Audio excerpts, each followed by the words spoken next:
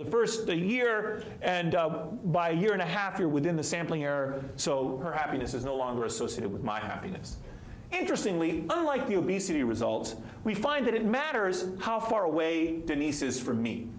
So if you look at the distance between ego and alter, her happiness is only associated with my happiness if she lives within 2 miles of me.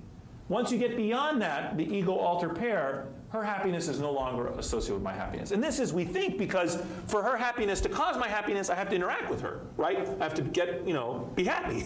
I have to have some kind of connection with a person that is happy. So there are many conceivable or documented examples of the spread of health-related phenomena operating at the dyadic and, we think, hyperdyadic level. These are some examples that I'm summarizing here of health-related phenomena, many of which we've investigated, others of which are the work of others. There's been a long tradition since 1858 of looking at the widower effect. Death of one spouse increases the risk of death of the other. Illness in one spouse could worsen the health of the other. In the last 25 years especially, seen a lot of people looking at caregiver burden, how my spouse's illness affects my own health status. Depression treatment in parents could affect the health of their children. If you are thinking about whether you're an insurer and you're thinking about whether you should provide for a medication that might treat postpartum depression in women, you should consider the possibility that not only would you benefit the women, but in treating them, they might be more likely to vaccinate their children. So we've estimated you could save 200 kids' lives per year in this country by providing better treatment for moms after they deliver their babies. Illness in children increases the risk of death in parents. Some nice work out of Scandinavia that was published in the New England Journal a few years ago now. Hip replacement in one spouse could reduce the disability in the other. Stroke prevention in one person might benefit others, not just the person in whom you prevent the stroke. Better terminal care reduces the risk of death in a spouse. A study we did of 200,000 couples showed that if you take better care of me while I'm dying, you reduce my wife's risk of death during bereavement. Breast cancer in one person could prompt mammography in others, sort of a well-known anecdotal story. A woman gets breast cancer, all her friends run out and get mammograms. Heart attack in one person could prompt weight loss, smoking cessation, exercise, or aspirin use in others. This example raises the possibility of some very perplexing kind of effects when you begin to think about networks. It could be the case that the following would happen. If I were to drop dead right now, I would lose, 35 years of actuarial survival. But every one of you might get the fear of God in you and start really taking care of yourselves better. Exercising, eating right, quit smoking, take your vitamins, and so forth. And each of you might gain a month, 3 months, a week, 3 weeks, 5 months, a year, and so forth of life. And if I added all that up, that might exceed the 35 years of life lost because I died. It might actually be really good for this group if I were to drop dead right now. And not just because the lecture would be over. So this raises this notion of seeing us as embedded and interconnected in these networks actually can raise some kind of paradoxical considerations. It also can raise some other troubling ideas like the following.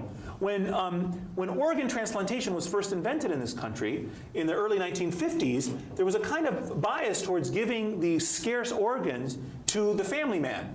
Right? So you had a guy that he had a wife and 2 children and he needed to support them. He was given a preference to get this scarce organ, in preference, let's say, to a single guy. And this was seen as appropriate.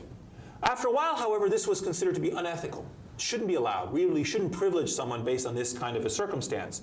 And there was actually a whole and fascinating history that my colleague Renee Fox has written about in several books on organ transplantation, in Spare Parts and in Courage to Fail and in others, about how this sort of process of allocation unfolded. But in any case, it came to be that eventually this was regarded as not a proper way of allocating organs. But if you take what I've told you seriously, you actually would have to revisit that claim. You would have to say, no, wait a minute. If I give the organ to this person, not only does this person benefit, but all these other individuals benefit as well. We get more bang for our buck from this scarce organ. So this might lead you then to the conclusion that socially connected individuals are more to be valued in our society than isolated individuals, which is a troubling kind of place to find yourself in if you actually take seriously the things that I've been saying today. Seatbelt use by one person could save the lives of others. A beautiful piece of work executed by some colleagues of mine at Washington University who showed that when you get into your car, you should make everyone buckle their seatbelts, not just because if your guy next to you buckles a seatbelt and you're in a collision, it might save their lives. To hell with that. Actually, it might save your life. Because if you're in a collision and they're not buckled, their body becomes a projectile and goes through the car, hits you, and kills you, even though you're buckled in your seat. Their body coming forward from the rear or from the side. And a very nice set of work looking at that. Yeah? What about the logic that if other people in the car seatbelts are unbuckled, you're more likely to drive safely because you're afraid that if they're in a car? I really don't buy that logic. That's like saying, you know, what would be an example? Like, you know, if I really want to make sure that you, you know, drive your car safely, I really should remove the brakes or something, because then you'll really be careful when you're driving, because there are no brakes in the vehicle. Although actually, well, we'll come back to that. Anyway, so alcohol, smoking, weight loss, or medication behaviors could spread. We saw some examples of that, and emotional states and other health statuses might spread as well. So the fundamental fact that people are embedded in social networks and connected to others has a number of consequences, and this is my last slide.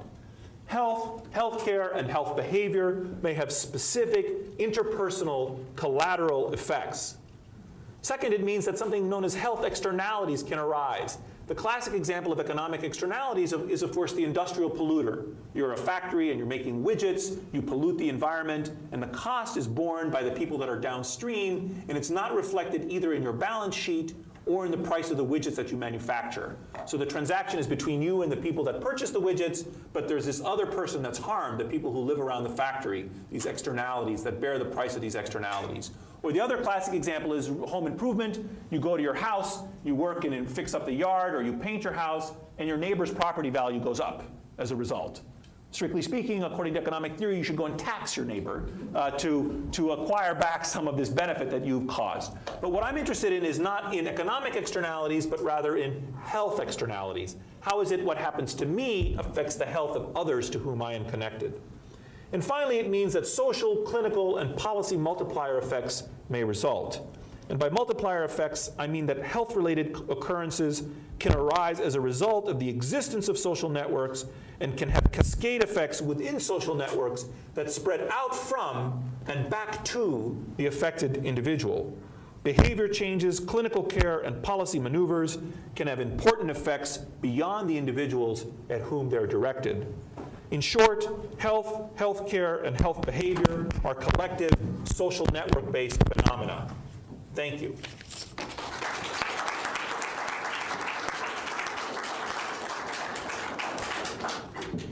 So wait, there was one little, the question you asked about should you drive fast. There's a very interesting idea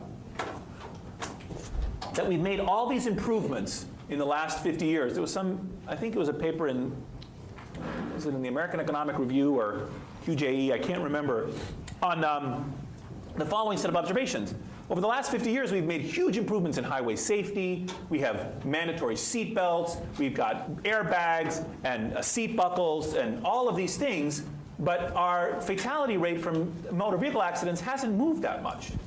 So what does that tell you apropos of the question I was asked?